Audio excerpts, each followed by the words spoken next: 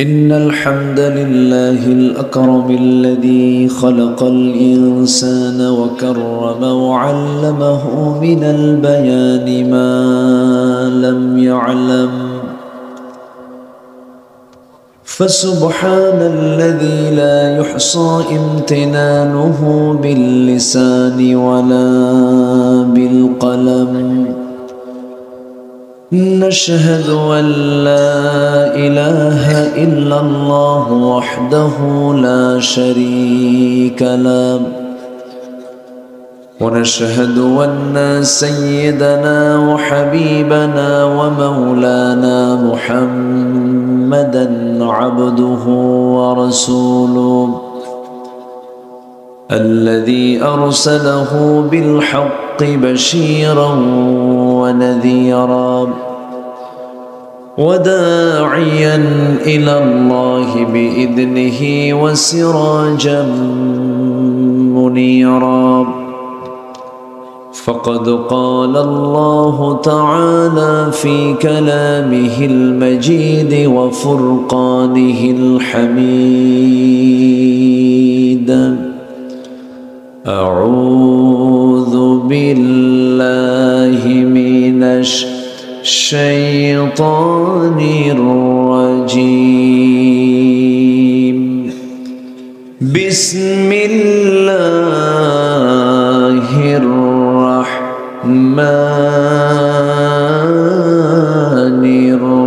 الرحيم إن الله وملائكته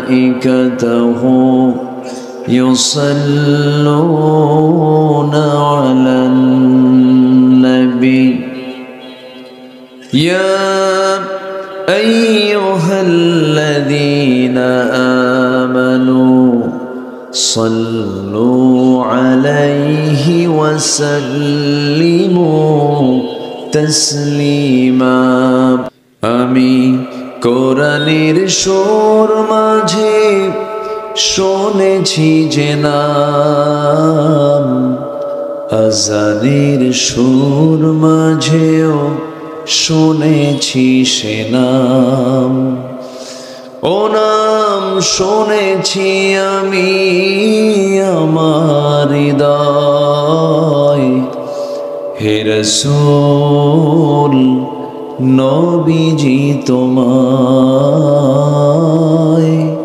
হে রাসূল নবীজি তোমায় সবাই বলি সাল্লাল্লাহু আলাইহি ওয়াসাল্লাম। বৃহত্তর রাজশাহী অঞ্চলের নাটোর জেলার বাগাতিপাড়া উপজেলার চেটনপাড়া যুব সমাজ মাহফিল ইন্তেজামি কমিটি কর্তৃক আয়োজিত ষষ্ঠ বার্ষিকী তাফসীরুল কোরআন মাহফিল 2025 মহত আয়োজনের সম্মানিত সুযোগ্য সভাপতি বটতলী সরকারি প্রাথমিক বিদ্যালয়ের সম্মানিত প্রধান শিক্ষক মকিমউদ্দিন, আজকের এই মহত আয়োজনের বরেণ্য মুফাসসির নন্দিত আলেমে দ্বীন, আমার অত্যন্ত কাছের এই নাটোরের কৃতি সন্তান খ্যাতনামা মুফাসসিরে কোরআন মুহতারাম মাওলানা রুহুল আমিন জিহাদি হাফিজাহুল্লাহ,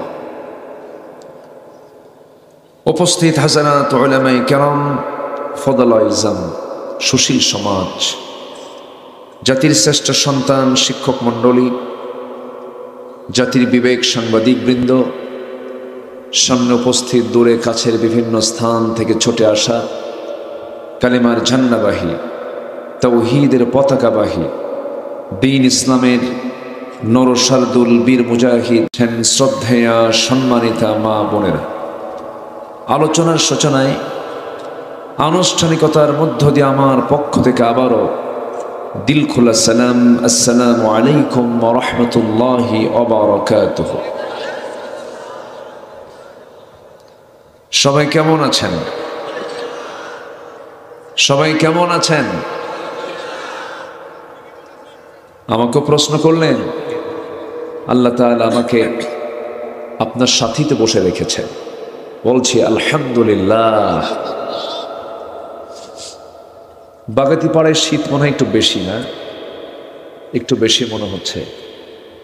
শীতের নাটোরের লালপুরের সাথেই তো, লালপুরে সবচেয়ে কম বৃষ্টি হয় আর সবচাইতে শীত বেশি হয়। তো যাই হোক, মহান রব্বি করিমের শুকরিয়া যে আমরা একটি মুক্ত স্বাধীন পরিবেশে কোরআন শোনার একটা পরিবেশ পেয়েছি। বলি আলহামদুলিল্লাহ। আমি নাটোরে আসি, এই নাটোরে আমাকে মাহফিল করতেও দেওয়া হয়নি, এরকম রেকর্ডও আছে। লালপুরে, তারপরে বনপাড়ায়, বিভিন্ন জায়গায় বিভিন্নভাবে মাহফিলে বিভিন্ন বাধা সৃষ্টি ছিল ইতিপূর্বে দীর্ঘদিন। এখন সেই বাধাটা নাই। আমরা মোটামুটিভাবে স্বাধীনতার পরে এই প্রথম মুক্ত মঞ্চে মুক্ত মনে কথা বলতে পারছি। ৮০-র দশকেও সুযোগ ছিল না, সেই সময়ে তো একটা স্বৈরাচার ছিল, তাই না? আচ্ছা, তারপরে এর আগেও কথা বলতে দেয়নি। তারপরে এক কথায় এই ৫৩ বছরে কোরআন শোনার জন্য যে একটা মুক্ত পরিবেশ, এই প্রথম ইতিহাস যা বলে আমরা এটাই ফিল করছি। তো যাই হোক, এটা আল্লাহ পাকের খাস মেহেরবানি, যিনি আমাকে আপনাকে এমন সুন্দর আয়োজনে শামিল করলেন, সেই মহান রবের শানে বলে উঠছি আলহামদুলিল্লাহ। আবারও বলছি আলহামদুলিল্লাহ। চিৎকার মেরে বলছি আল্লাহুম্মা ইন্নী আসআলুকা আল হুদা ওয়াত তুকা ওয়াল আফাফা ওয়াল গিনা। সবাই বলি আল্লাহুম্মা আইন্নি আলা যিকরিকা ওয়া শুকরিকা ওয়া হুসনি ইবাদাতিকা। আমরা আল্লাহ তাআলার শুকর আদায় করে নিলাম। সম্মানিত হাজিরিন, মহান রব্বুল আলামিন এই দুনিয়াতে মানুষ পাঠিয়েছেন। এই মানুষ পাঠানোর আগে এই দুনিয়ার আরো আগে সৃষ্টি হয়েছে। এই পৃথিবীতে প্রথম মানুষ যে পাঠানো হয়েছে, তিনি আমাদের সবার পিতা। বলুন তো কে? একটু বলুন। তিনি ছিলেন কোথায়? জান্নাতে। বলেন, কোথায় ছিলেন তিনি? জান্নাতে। তাহলে আমাদের আদি বাড়ি, আমাদের পুরাতন বাড়ি কোথায়? বাপের ভিটা কোথায়? জান্নাত। সেই জান্নাত থেকে আল্লাহ পাক তাকে দুনিয়াতে পাঠালেন। আল্লাহ পাক সিদ্ধান্ত নিয়েছেন পাঠাবেন, তিনি পাঠিয়েছেন। মাঝখান দিয়ে ইবলিস একটু ডিস্টার্ব করেছে আমার আব্বাকে। সে জান্নাত পর্যন্ত চলে গেছে। জান্নাতে ঢুকে ফাওয়াসওয়াসা লাহুমা, মাকেও ছাড়ে নাই। ফাওয়াসওয়াসা লাহুমা, দুজনকেই ওয়াসওয়াসা দিয়েছে। ফাআযাল্লাহুমা শাইতান, দুজনকে পদস্খলন যখন ঘটায়া দিল, আল্লাহ বলেন কুল্না হাবিতু মিনহা জামিআ, যাও দুনিয়াতে চলে যাও। তাহলে শয়তান তো মনে হয় বাগাতিপাড়া চেনে না। আসতে কয় চিনে চিনে চিনে। হ্যাঁ, আশপাশে ঘুরতেছে না? জি। তাহলে শয়তান যদি আমার আব্বা আমার মা এই দুজনকে যদি জান্নাতের মতো এত সুরক্ষিত একটা জায়গায় ঢুকে যদি শয়তান ওয়াসওয়াসা দিতে পারে, তাহলে কি ইবলিস এলাকা চিনে না? চেনে। আসে, ওয়াসওয়াসা দেয়, অত্যন্ত সূক্ষ্মভাবে সে কাজ করে। এবং শয়তানের কিছু মার্কেটিং আছে। এই মার্কেটিং সে প্রত্যেক দিন বের হয়। এক নবীর সাথে একদিন শয়তানের দেখা। শয়তানকে বলতেছেন আল্লাহর পয়গম্বর যে তুমি যাচ্ছ কোথায়? কে মার্কেটিং করতে। কি নিয়ে যাচ্ছ? কে তিনটা জিনিস নিয়ে যাচ্ছি। কি কি নিয়ে যাচ্ছি? জুলুম। আর কি নিয়ে যাচ্ছ? কৃপণতা। আর কি নিয়ে যাচ্ছ? হিংসা। কয়টা? এই তিনটা তো আমার দেশে নাই মনে হয়। আসতে বলবেন না, আছে না নাই? যদি যদি থাকে তাহলে মার্কেটিংও কার মার্কেটিং? কার মার্কেটিং? শয়তান। তো নবী বলতেছে তুমি এই কি বলে কৃপণতা নিয়ে যাচ্ছ কোথায়? বলতেছে এই কৃপণতা নিয়ে যাচ্ছি হলো ধনীদের মাঝে, ওরা যেন আরো কৃপণ হয়। বলুন তো, বেশি কৃপণ ধনী হয় না গরিব হয়? ধনী হয়। আচ্ছা, হিংসা নিয়ে যাচ্ছ কার কাছে? বলতেছে এগুলো জ্ঞানী গুণী যারা, বুদ্ধিজীবী যারা খুব জ্ঞান রাখে, আলেম উলামা, বুদ্ধিজীবী, শিক্ষিত, শিক্ষক, সচেতন যারা, ওদের মাঝে নিয়ে যাচ্ছি যেন ওরা হিংসা করে। আছে না নাই? আসতে বলবেন না, আছে না নাই? আর জুলুম নিয়ে যাচ্ছ কার কাছে? জুলুম নিয়ে যাচ্ছি হলো শাসকদের কাছে। কাদের কাছে? তাহলে এই 16 বছর শাসকদের কাছে শয়তানের মার্কেটিং কেমন ছিল বলেন তো? কেমন ছিল বলেন তো? ভালোই ছিল। এখন একটু কমছে, জুলুম একটু কমছে, মার্কেটিং শয়তান অতটুকু করতে পারছে না, একটু দমে আছে। সম্মানিত ভাইয়েরা, জুলুম কম হয়নি, কিছু কথা তো বলতেই হবে আমাদের, যেহেতু মঞ্চ আমাদেরকে উঠতে দেয়, নিজে কিছু কথা বলতে হবেই। তো পছন্দ না হলেও বলতে হবে। আমাদেরকে শান্তিতে থাকতে দেয়নি, দেশ চালিয়েছে ওরা, আর জেল খাটাইছে আমাদের, ঠিক কিনা? আমি নিজেও জেলে ছিলাম 18 সালে, বাড়ি ঘেরাও করে 200-300 পুলিশ দিয়া বাড়ি ঘেরাও করে আমারে নিয়ে থানায় চলে গেল। পুলিশ আমারে দেখে, ওসি আমারে দেখে কান্দে। বললাম কান্দেন কেন? হুজুর আমি আপনার খুব ভক্ত। বললাম ভক্ত, আপনি কান্দেন কেন? বলে যে হুজুর কি করব, উপরের চাপ। বললাম উপরের চাপ? উপরে তো আল্লাহ থাকে, উপরে কি হুজুর? সেই উপর না তো, খুব চাপে আছে হুজুর, চাকরি বাঁচান তো ফরজ, বউ বাচ্চা আছে, কি করবেন, উপায় তো নাই। বললাম চাকরি বাঁচান যদি ফরজ হয়, ইমান বাঁচান তো নফল, কি বলবো আর? শেষে মামলা একখান দিয়ে বললো হুজুর যান, নির্বাচন পার হলেই আবার বের হয়ে চলে আসবেন। ঢুকলাম ভিতরে, দুনিয়াটাই তো জেলখানা। দুনিয়াটা কি বলেন তো? জেলখানা। ঢুকানো হলো, ঢুকলাম। এক মুরব্বী, বয়স 80 থেকে 85 বছর, আমার দিকে লম্বা একখান সালাম দিয়ে বলে হুজুর আপনি জেলখানায় ঢুকছেন? খুব খুশি হলাম। কত?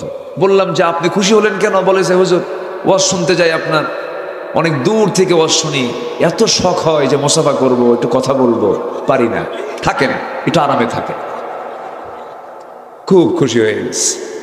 সম্মানিত ভাইয়েরা, বললাম চাচা আপনি কেন জেলখানে নাতিপুতি থুইয়া? কে বাবা, বোমা হামলা, মানে ওনার নামে দিছে কি মামলা? এই তো হচ্ছে অবস্থা। এগুলো কি শাসকদের উপরে শয়তান কি মার্কেটিং করেছিল? বলেন কিসের মার্কেটিং? জুলুম টিকে না, একটু আসতেছি লাইনে, আসুন আমরা একটু আয়াতের দিকে আস্তে আস্তে যাই। তাফসীর মাহফিল তো, তাফসীর মানে হচ্ছে এক্সপ্লেইন অফ দ্য হলি কোরআন, কোরআনের যে ব্যাখ্যা, আয়াতের যে ব্যাখ্যা, এটা যেন হকটা যেন আদায় হয়। ম্যাক্সিমাম মাহফিলে এই নামটা দেওয়া হয়, কিন্তু হকটা আদায় হয় না। একটু হকটা আদায় করা দরকার, একটু মনোযোগ দিয়ে শুনতে হবে। কোরআন শোনার জন্য মনোযোগিতা কম থাকা দরকার না বেশি থাকা দরকার? ধৈর্য কম থাকা দরকার না বেশি থাকা দরকার? ধৈর্য এবং মনোযোগ থাকতে হবে 100%। কারণ এখানে কিন্তু শয়তান খুব চেষ্টা করে এখান থেকে বের করে নেওয়া যাওয়ার জন্য, খুব চেষ্টা চালায়। আসো আমরা মূল আয়াতের দিকে আস্তে আস্তে যাই। আমি চিন্তা করলাম কি বলা যায়। এখানে বসেই যখন মাহফিলে আসলাম, এক ইয়াং ছেলে আমাকে বলতেছে হুজুর আমি রসুন লাগাই আর আপনার ওয়াজটা শুনি। মানে ওই কি বলে, জমিতে রসুন লাগাই আর আপনার ওয়াজটা লাগায়া, ওয়াজ শোনার মাঝামাঝি আমি এই কাজগুলো করি, রসুনগুলো লাগাই। তো এই যে রসুনের প্রতি একটা টান আপনাদের, গোটা দেশের সবচেয়ে বেশি রসুন হয় কোথায়? এই নাটোরে। রসুন পেঁয়াজ এটা অন্য মাটিতে হবে না, এই মাটিতেই বেশি হয়। আলহামদুলিল্লাহ বলেন। এত বড় বড় না, অনেক সুন্দর সুন্দর বড় বড়, এবং ওই ইন্ডিয়ান রসুন না। ইন্ডিয়ান রসুন তো মজা নাই, স্বাদ নাই, ঝাঁঝ নাই, কিন্তু নাটোরের যে রসুন, আল্লাহু আকবার, খুব মজার। এত প্রশংসা করলাম, কিছু রসুন দিয়ে না মারে, হ্যাঁ, যাওয়ার সময়। আচ্ছা, তো আল্লাহ পাক কিন্তু রসুনের কথাও কিন্তু কোরআনে বলেছেন, ওয়া আদাসিহা ওয়া বাসালিহা ওয়া ফুমিহা, আল্লাহু আকবার বলেন। তাই রসুনের নাম কোথায় আছে? কোরআনে আছে। বিশাল ব্যাপার কিন্তু। তো আমি তখনই চিন্তা করলাম যে আজকে কি আলোচনা করা যায়। এই এলাকার মানুষ তো ব্যবসা, তারপরে চাষাবাদ এগুলো করে, ব্যবসার প্রতি একটা ঝোঁক আছে। তো ব্যবসা শব্দটা শুনলেই কিন্তু মানুষের একটা আলাদা আগ্রহ জমে, জানো, এই ব্যবসা করলে এই লাভ। তখন কিন্তু মনোযোগিতা কমে না বাড়ে? বাড়ে। আল্লাহ বলছেন একটা আয়াতের ভিতরে, বান্দা এই কাজগুলো তুমি যদি করো, এই তিনটা কাজ করলে এই ব্যবসায় কখনো লস নাই। জোরে বলি সুবহানাল্লাহ।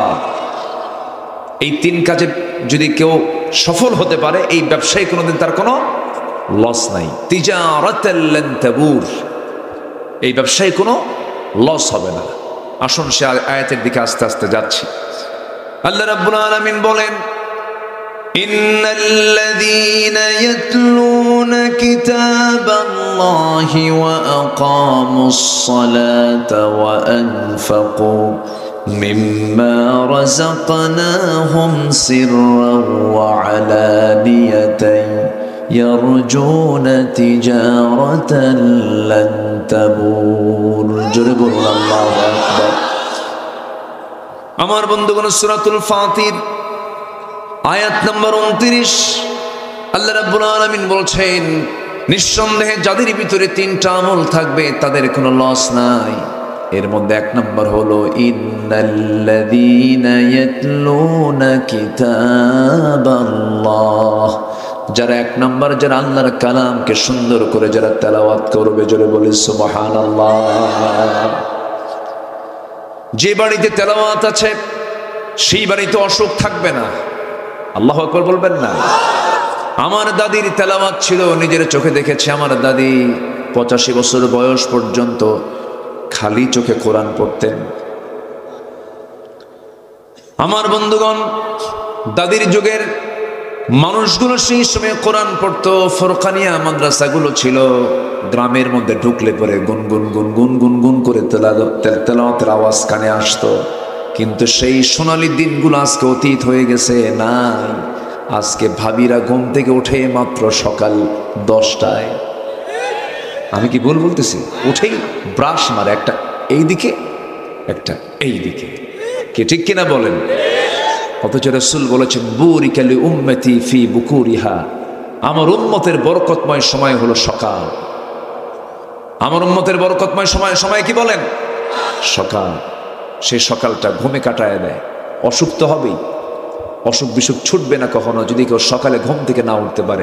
সব বরকত, সব রহমত সকাল। গ্রামের মানুষগুলো শহরের তুলনায় সুস্থ কেন জানেন? গ্রামের মানুষগুলো ম্যাক্সিমাম এখনো গ্রামে এই ভাইরাস ঢুকছে, কারণ এই যে ওয়াইফাই নেটওয়ার্ক এগুলো সব ঢুকছে, তো এখন সব ভাইরাসগুলো ঢুকে গেছে, নষ্ট হয়ে যাচ্ছে। সম্মানিত ভাইয়েরা, তাহলে অসুখ শরীর থেকে তাড়ানোর জন্য কি তেলাওয়াত দরকার বলেন তো? বলেন বলেন বলেন, কি তেলাওয়াত দরকার?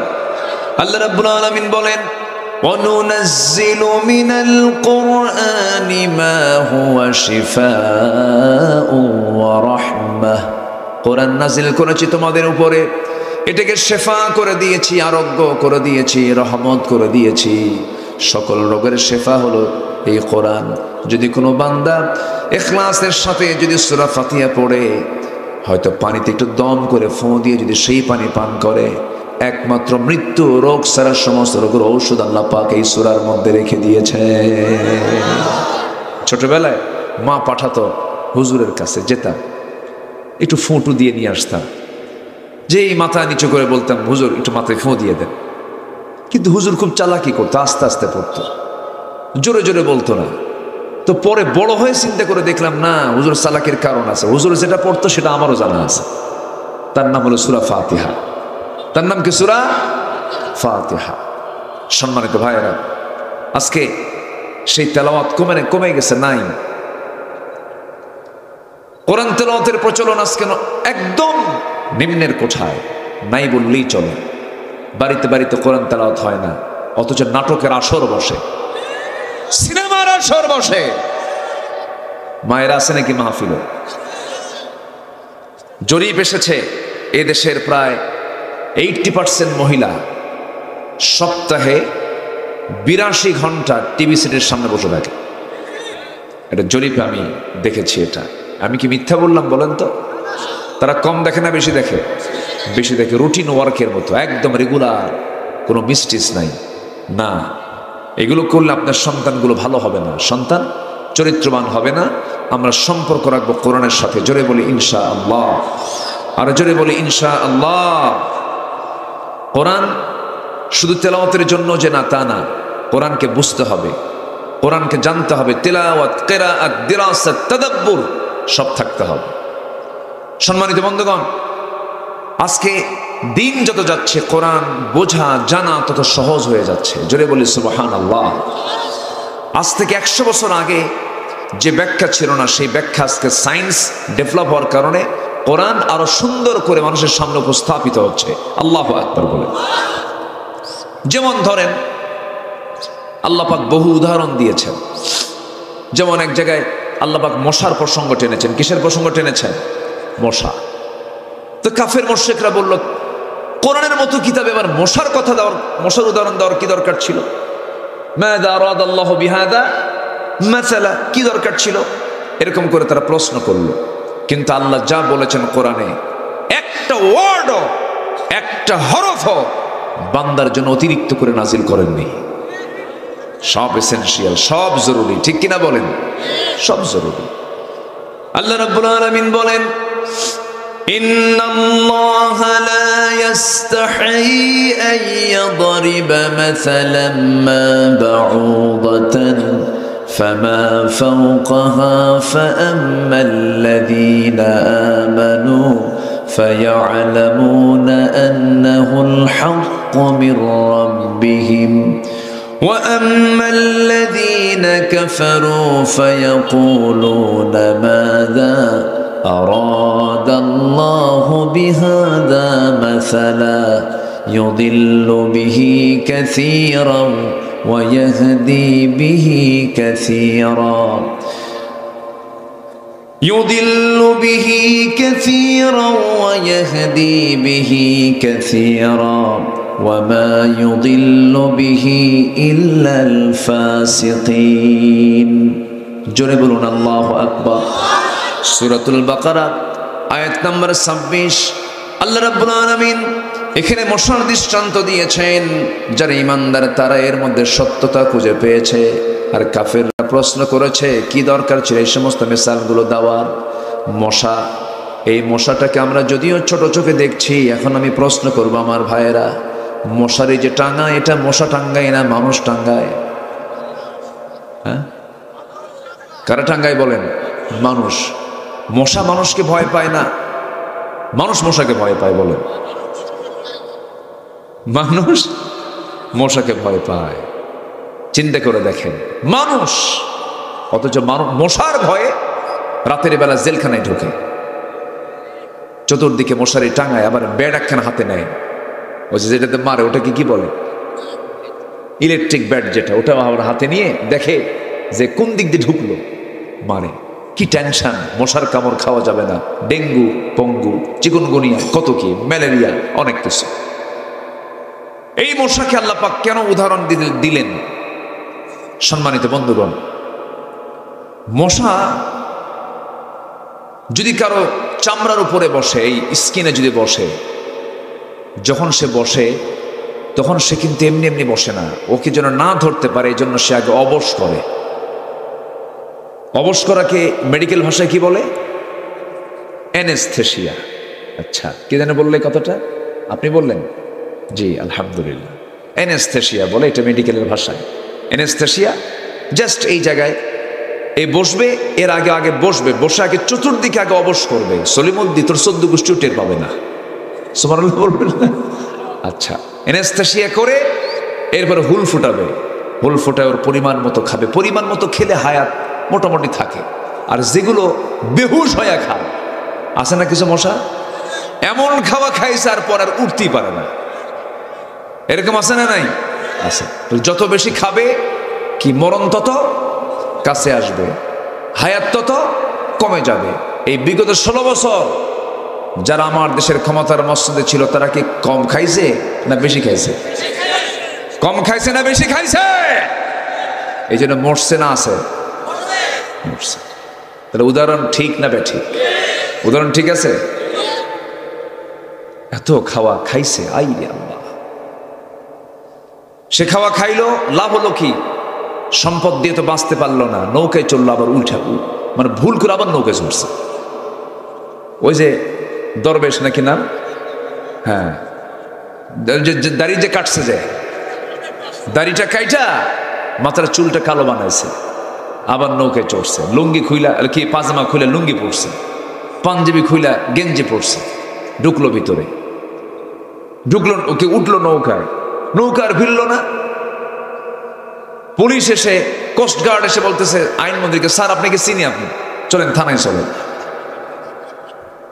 আইনমন্ত্রী কয়, আমারে তুমি একা নিয়ে যাও? আমি কি একা আসছি নাকি? আমি তো জামাতের সাথে আসছি।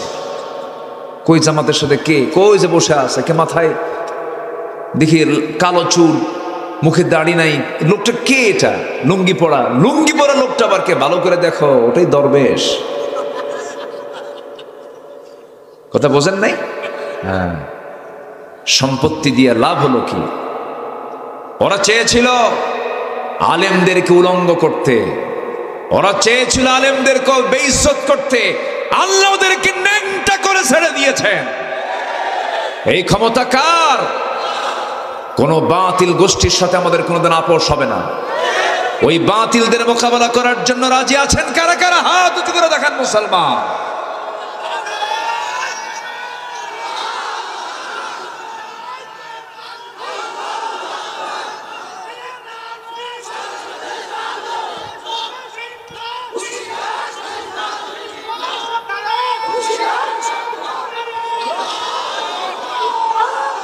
আল্লাহ কবুল করুন, জোরে বলি আমিন, আরো জোরে আমিন। দেখলাম তো অনেক কিছুই, সব দেখা শেষ। আমরা আগামী দেখতে চাই হলো কোরআনের বাংলাদেশ। যে কোরআন দিয়ে বাংলাদেশ সাজাতে চায় না, অথচ মুসলমান, সে মুসলমান নয়, সে মেকি ধরেছে, মেকি ধরেছে। সে সত্যিকারের মুসলমান হতে পারে না।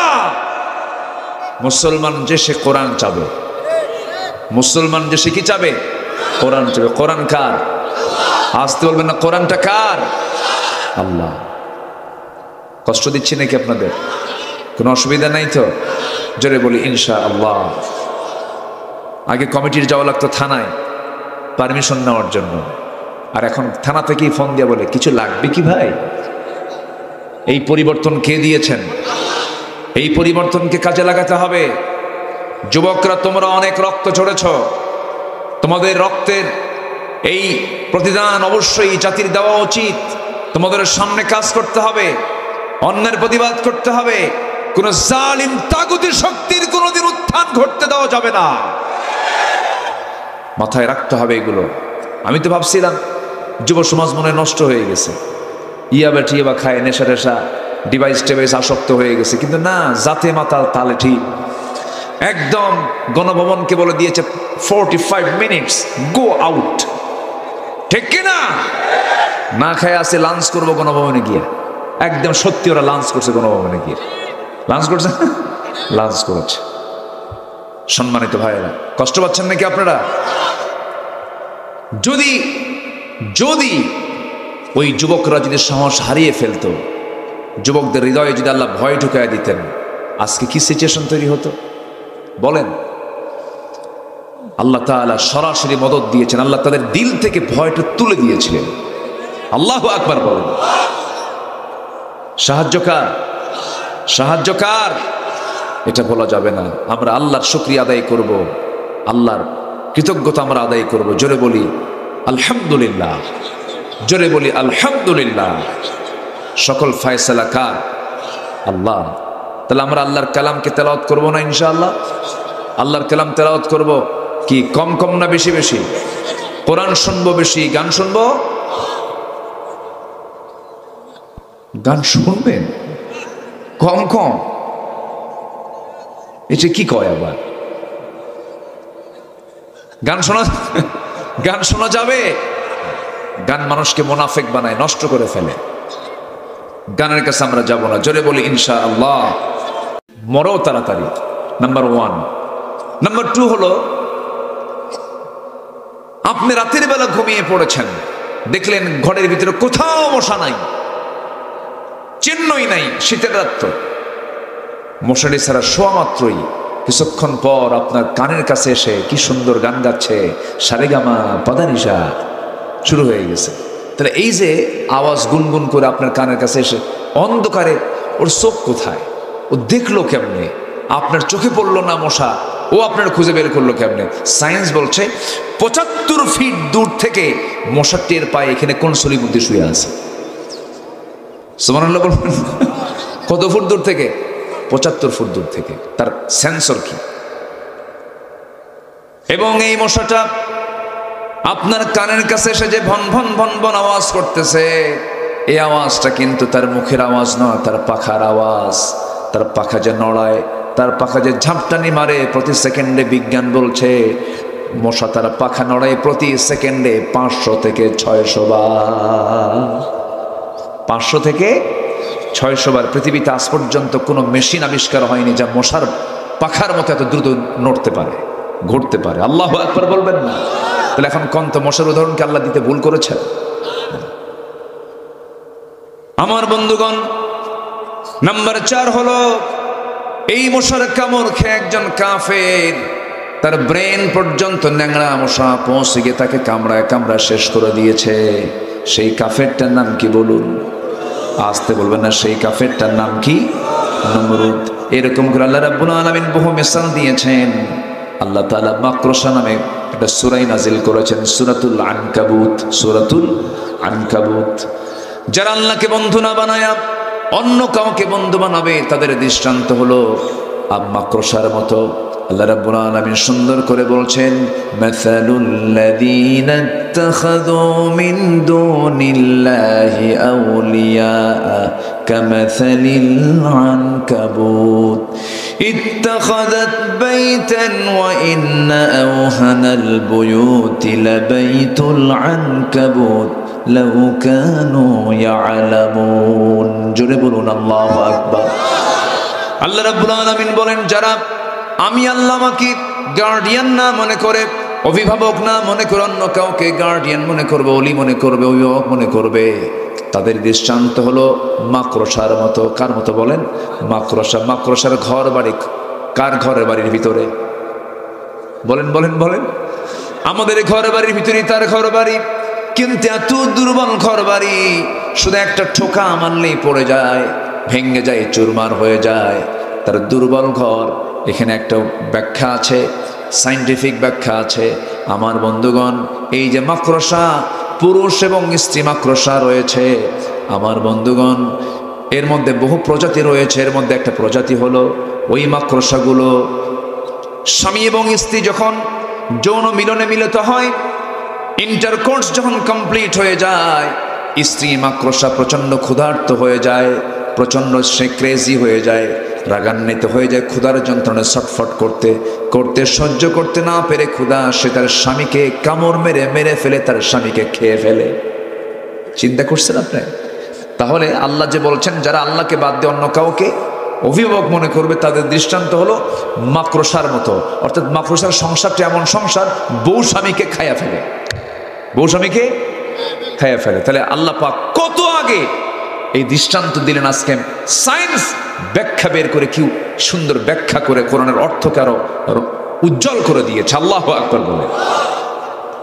সম্মানিত ভাইয়েরা, সম্মানিত বন্ধুগণ, আমরা কোরআনের সাথে সময় দেব বেশি। জোরে বলি ইনশাআল্লাহ, জোরে বলি ইনশাআল্লাহ। সাইয়েদনা ওমর ফারুকের নাম শুনছেন না সবাই? কয় নাম্বার খলিফা? বলেন, কয় নাম্বার খলিফা? উনি কি আগে মুসলমান ছিলেন? রসুলকে কি মহব্বত করতে গেছেন না মারতে গেছেন? চিন্তা করুন কি আইডিয়া তার ছিল। রসুলকে মারার সিদ্ধান্ত যে লোকটা নেয়, কি হতে পারে? তিনি হয়ে গেলেন ইসলামের দ্বিতীয় খলিফা। বহুদিন আগে এক মাহফিলে বললাম, ওমরে ফারুককে চিনেন কে? সামনে থেকে ছোট্ট একটা বাচ্চা দাঁড়ায় বলে, হুজুর আমি চিনি। কে? আমাদের বাড়ির দোতলায় ভাড়া থাকে। বুঝলেন? তো বললাম, আব্বু তুমি 100-তে 100 পাইছো, কারণ তোমার বুদ্ধি যদ্দূর উত্তরও তদ্দূর। সাইয়েদনা ওমর ফারুক রাদিয়াল্লাহু তাআলা সাধারণ কোনো মানুষ ছিলেন না, অসাধারণ হয়ে গিয়েছেন। কিসের কারণে? কোরআন তেলাওয়াতের কারণে। কোরআন তেলাওয়াত করেছেন, কোরআন তেলাওয়াত শুনেছেন তিনি। আমার বন্ধুগণ, আমর ইবনে হিশাম ঘোষণা করে দিল ওরফে আবু জেহেল। আমর ইবনে হিশাম ওরফে আবু জেহেল ঘোষণা করলো, কে আছো মুহাম্মদ বিন আব্দুল্লাহকে দুনিয়া থেকে বিদায় করে দেবে? কেউ সাহস পায় না। খাত্তাবের ছেলে ওমর, 2 ওমর, আবু জেহেলের নামও আমর, এনার নামও ওমর।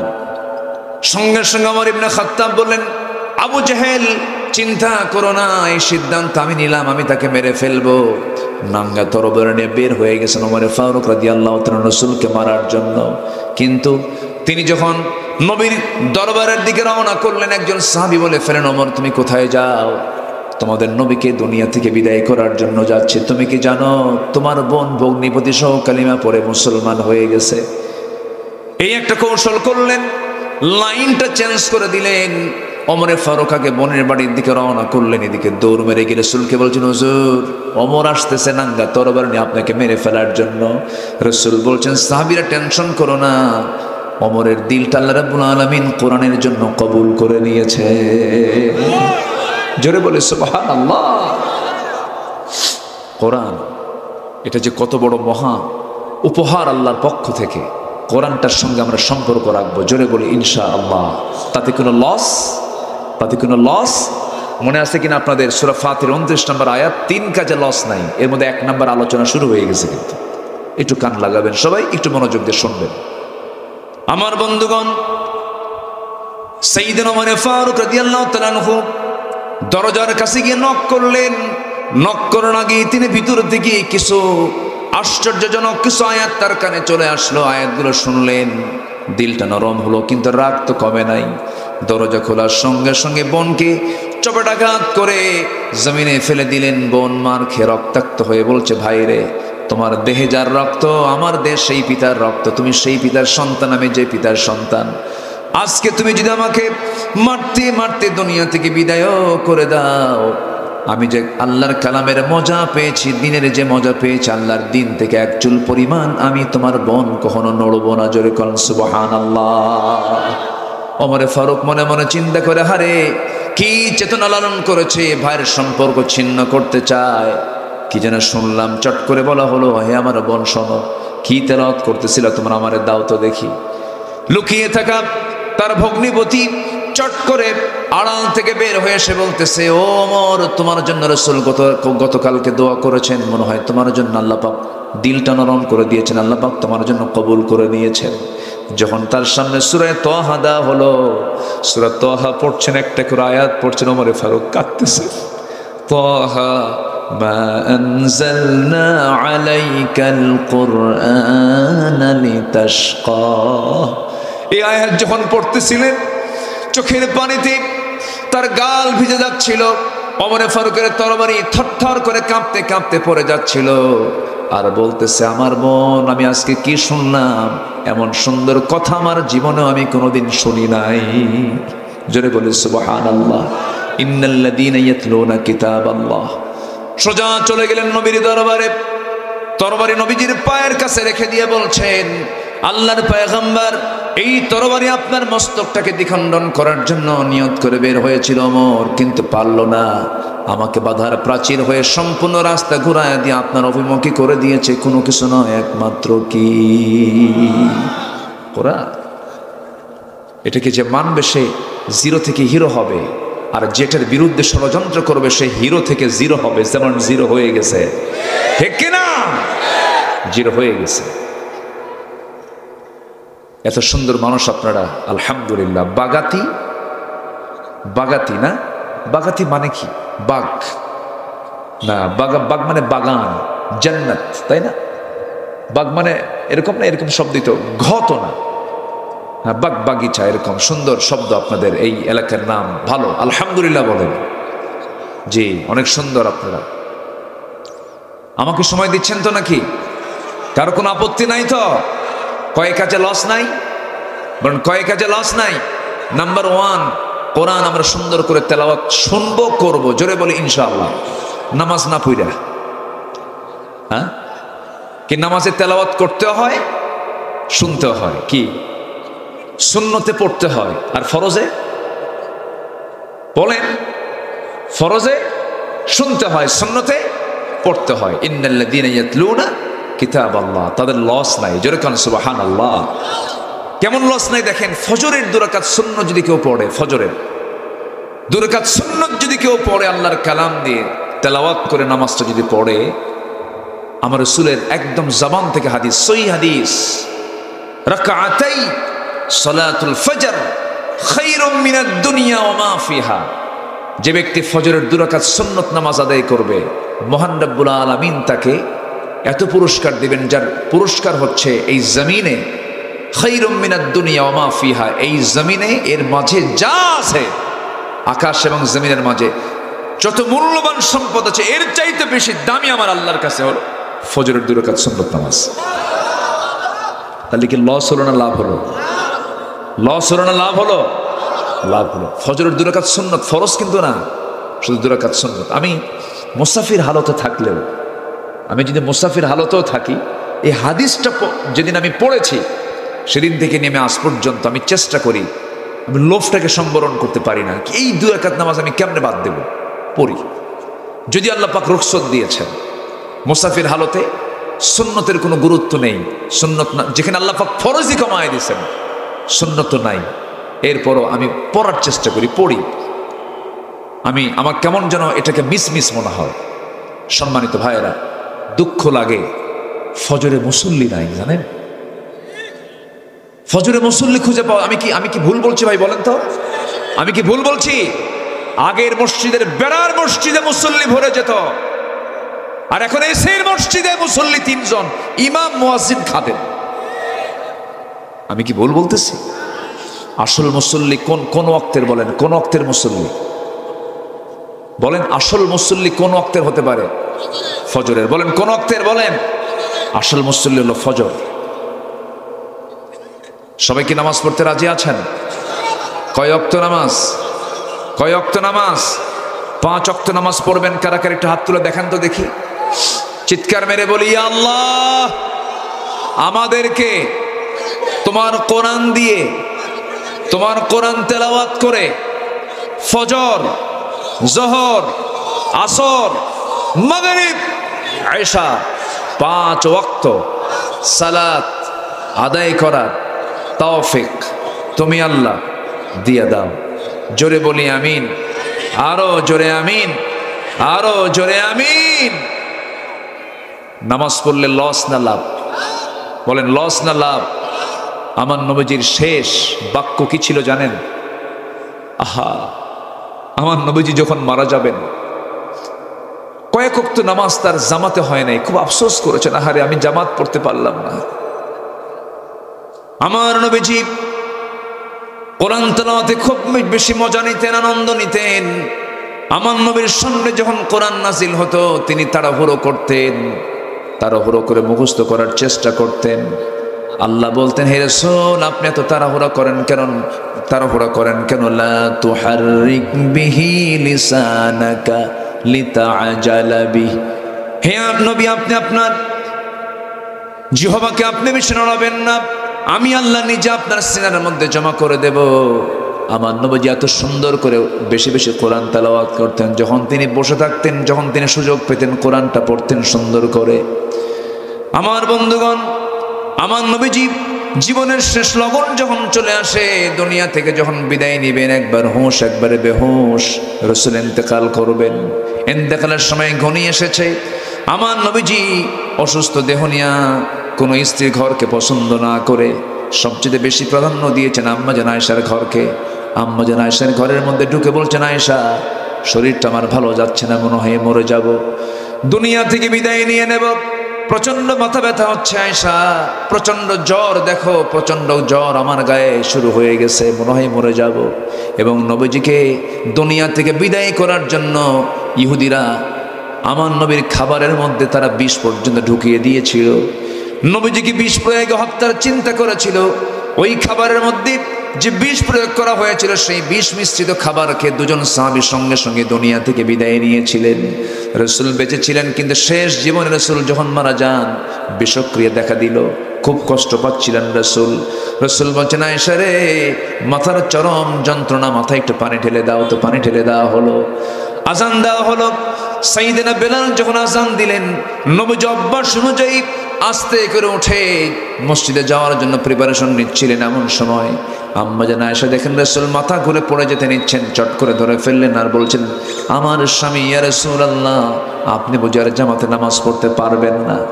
আমার নবীজি বলে ফেলছেন, আয়েশা রে, মনে হয় আমার সেই শারীরিক শক্তিটা নেই যে আমি জামাতে নামাজ পড়াতে পারবো, কিন্তু নামাজ তো চালাতেই হবে, নামাজ তো একজন পড়াবেই, কিন্তু নামাজ পড়ানোর দায়িত্ব আমি কাউকে দেব না। তোমার আব্বা আবু বকরকে বলো আমার মুসল্লায় যেন দাঁড়ায় নামাজটা আদায় করে নেয়। রাসূল নেতৃত্ব দিয়ে সৃষ্টি করেছেন নামাজ থেকে। কিসের থেকে বলেন? নামাজ থেকে। সমাজের নেতৃত্ব আসতে হবে কিসের থেকে বলেন? নামাজ থেকে। যে সমাজের নেতৃত্ব নামাজ থেকে আসবে না তারা হবে চোর। তারা হবে কি? চোর। চাঁদাবাজি এখনো আছে না নাই? এখনো আছে, ট্রান্সফার হয়েছে, শুধু ব্যক্তি ট্রান্সফার হয়েছে। সাবধান হন, সাবধান হন। গাছের গোড়ায় নড়া দিছে, মামা বাড়ি দিল্লি গিয়ে পড়ছে। 25 বছর আগের বক্তৃতা করেছিলেন আল্লামা সাঈদ রাহিমাহুল্লাহ। গাছের গোড়ায় নাড়া দেব, মামু বাড়ি দিল্লি গিয়ে পড়বা। এই যে সিচুয়েশন তৈরি হয়েছে, আসুন দেশটাকে সুন্দর করে সাজাই। চাঁদাবাজি, টেন্ডারবাজি, পুকুর দখল, জমি দখল, এগুলোকে না বলুন। যদি জুলুমের মাত্রা বেড়ে যায় আবার কিন্তু নাড়া দিয়ে আবার আরেক জায়গায় পাঠায় দেব, ঠিক কিনা? এজন্য সতর্ক হওয়া দরকার। সতর্ক হব আমরা। জোরে বলি ইনশাআল্লাহ, জোরে বলি ইনশাআল্লাহ। আমার নবীজি বললেন, আয়েশা বলে দাও তোমার আব্বা যেন আমার মুসল্লায় দাঁড়ায় নামাজটা পড়ান শুরু করে দেয়। ইমাম চেঞ্জ হয়ে গেছে, সাহাবা কেরাম কান্নায় অস্থির হয়ে গেছেন, সাহাবীরা কাঁদতেছেন, নবীজির কানে কান্নার আওয়াজ চলে আসছে। যারা মদিনা যারা জিয়ারা করেছেন, নবীজির হুজরাখানা যেটা ছিল সেটাই হলো এখন মাকবারা। আমার নবীজির মাকবারা হলো, নবীজির কবরটা হলো, যেখানে রাসূলের ঘরটা ছিল, আম্মাজানের ঘরটা ছিল, সেটাই হলো এখন কবর। আমার বন্ধুগণ, আমার নবীজি যখন বললেন আবু বকর আমার মুসল্লায় দাঁড়িয়ে নামাজ পড়াবে, নামাজ যখন শুরু হয়ে গেছে সাহাবে কেরামদের মধ্যে কান্নার রোল পড়ে গেছে। নবীজির কানে সেই কান্নার আওয়াজগুলো আসতেছে। রাসূল বলছেন, আয়েশা রে, আমার সাহাবীরা কান্দে, আমার সাহাবীরা নামাজ পড়ে, আমাকে একটু নিয়ে যাও তো। জানালার কাছে নিয়ে যাওয়া হলো। জানালার কাছে উকি মেরে আম্মা জান আয়েশা তাকে ধরলেন। তিনি দেখতেছিলেন নামাজের দৃশ্যগুলো। নামাজের দৃশ্যগুলো দেখেন আর আমার নবীজির চোখের কোনা বেয়ে বেয়ে টপ টপ করে পানি পড়ে। নবীজি আমার কান্দেন। এবার বলছেন, ওরে আয়েশা, আমার সাহাবীরা দেখো কত সুন্দর করে নামাজ পড়তেছে। আম্মা জান আয়েশা বলছেন, ইয়া রাসূলুল্লাহ, সুন্দর করে নামাজ পড়ছে অথচ আপনি কাঁদতেছেন কারণ এটা আনন্দের সংবাদ। রাসূল বলছেন, আয়েশা রে, মানুষ দুইটা সময় কান্দে, একটা হলো চরম দুঃখের সময়, একটা চরম আনন্দের সময়। তুমি কি জানো এই নামাজ কায়েমের সংগ্রাম করতে গিয়ে কাফেররা মক্কার মাটিতে আমাকে সেজদারত অবস্থায়, রুকু থাকা অবস্থা আমার পিঠের উপরে পচানারি বুড়ি চাপায় দিয়েছে। আমি মুখ থুবড়ে জমিনে পড়ে গেছি। এই নামাজ কায়েমের সংগ্রাম করতে গিয়া তায়েফের মানুষ আমাকে পাগলা বলে আখ্যা দিয়া চোখা পাথর মেরে মেরে আমাকে রক্তাক্ত করে আমাকে জমিনে ফেলে দিয়েছে, ফেলে রেখেছিল। ওরে আয়েশা, এই নামাজ কায়েমের জন্য ওই মক্কা থেকে আমি বিতাড়িত হয়ে মদিনায় হিজরত করে এসেছি। ওই দিন কায়েমের জন্য, নামাজ কায়েমের জন্য কাফেররা উহুদের ময়দানে দেখো আমার সামনের দুটো দাঁত নাই, দাঁত ভেঙে দিয়েছে। ওই দিন কায়েমের জন্য, নামাজ কায়েমের জন্য খন্দকের পরীক্ষা খনন করতে গিয়া কুদাল মারতে মারতে আমার কোমরটা কুজো হয়ে গেছে। আয়েশা দেখুন, আমি কোমরটা সোজা করে দাঁড়াতে পারি না। ওরে আয়েশা, যেই নামাজ কায়েমের জন্য আমার কোমর গেল, দাঁত গেল, গোটা শরীরে ক্ষত বিক্ষত চিহ্ন, যেই দিন কায়েমের জন্য, নামাজ কায়েমের জন্য এতগুলো রক্ত আমার ঝরাতে হলো, সেই নামাজ আজকে রাষ্ট্রীয় পর্যায়ে কায়েম হয়ে গেছে। আয়েশা, এই চরম আনন্দ আমাকে দারুণ কাঁদাচ্ছে, আনন্দের কান্না আমি কাঁদতেছি। এরপরে রাসূল বলছেন, আয়েশা রে, আমি মনে হয় দুনিয়া থেকে বিদায় হয়ে যাব যে কোনো মুহূর্তে। আমার নবীজি তার কাছ থেকে বিদায়ের শেষ মুহূর্তে একটা হাদিস বর্ণনা করলেন, আয়েশা আমার বুঝি বিদায় লগন চলে এসেছে, আমি মরে যাব, তুমি আমার পক্ষ থেকে লাস্ট মেসেজ আমার উম্মতকে জানায় দিবা। আমার উম্মতকে আমার জীবনের শেষ যে মেসেজটা দিয়ে গেলাম সেটা হলো আসসালাত আসসালাত ইমা মালাকাত আইমানুকুম, নামাজ সালাত সালাত, আমার উম্মতের কখনো 5 ওয়াক্ত নামাজ ছেড়ে দিবা না। আল্লাহ কবুল করুন, আল্লাহ কবুল করুন, আল্লাহ কবুল করুন, আল্লাহ কবুল করুন। কোরআন পড়ব নামাজের ভিতরে, আবার নামাজের বাইরেও আমরা কোরআন পড়ব। লস না লাভ? লস না লাভ? লাভ। কষ্ট দিচ্ছি আপনাদের, আলোচনা চালাই, জোরে বলি ইনশাআল্লাহ। আল্লাহ আমাকে কি দেননি ভাই বলেন তো? সবই তো দিয়েছেন, কিন্তু আমরা আল্লাহকে কিছু দিতে চাই না, নামাজ পড়তে চাই না। 24 ঘন্টা সময় দিলেন, আমাদের এই দেহে কত কি দিয়েছেন, কোথাও যাওয়া লাগবে না, শুধু মাথা থেকে পা পর্যন্ত একটু চিন্তা করে দেখবেন কি দেননি আল্লাহ, সব দিয়ে দিয়েছেন। আমাদের দেহে যে ডিএনএটা আছে, এই ডিএনএর দৈর্ঘ্য হচ্ছে 2000 কিলোমিটার, 2000 কোটি কিলোমিটার, 2000 কোটি কিলোমিটার।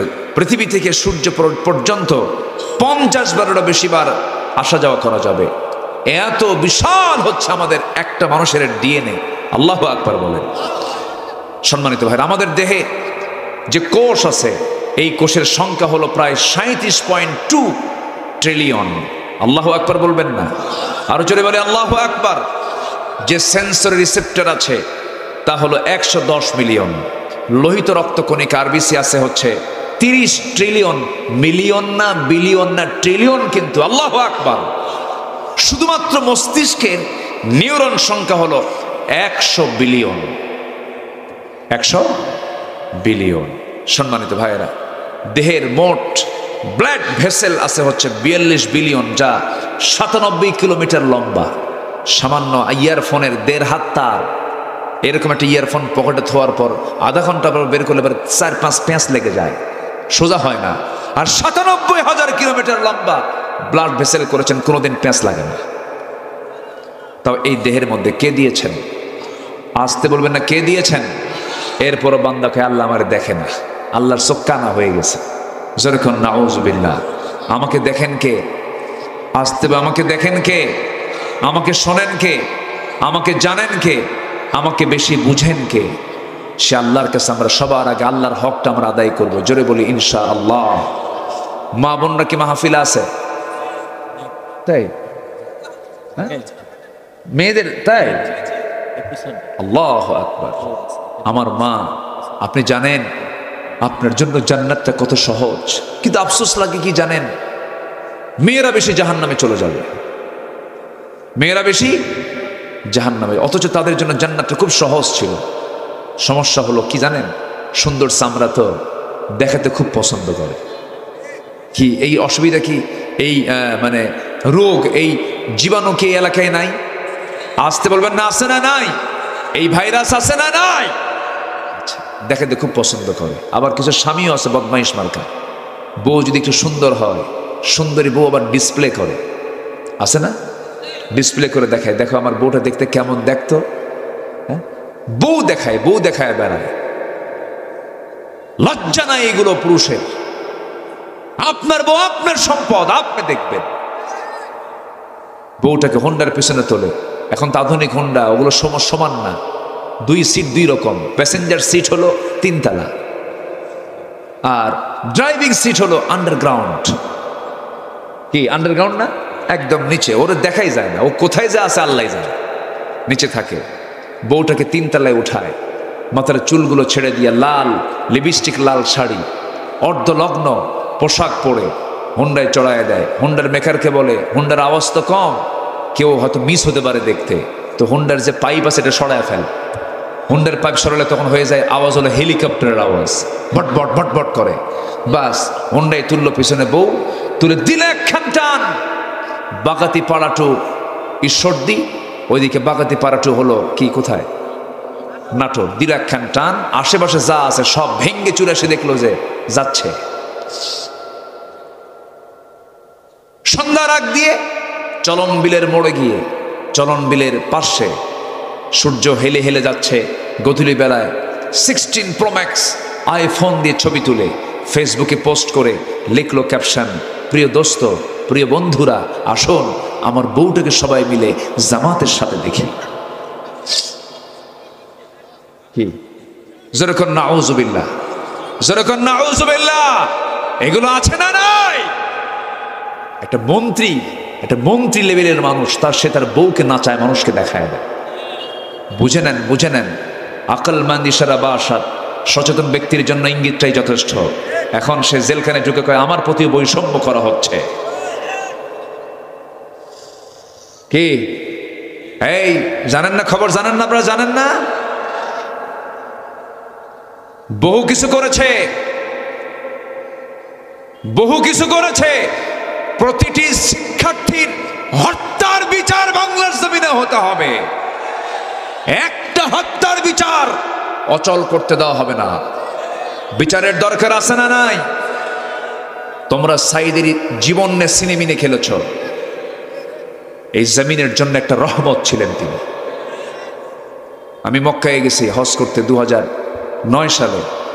আল্লাহ পাক আমার জীবনের প্রথম হজটা আমি করেছি 2009 সাল। সেই হজের সফর ছিল আল্লামা সাইদের শেষ হজের সফর।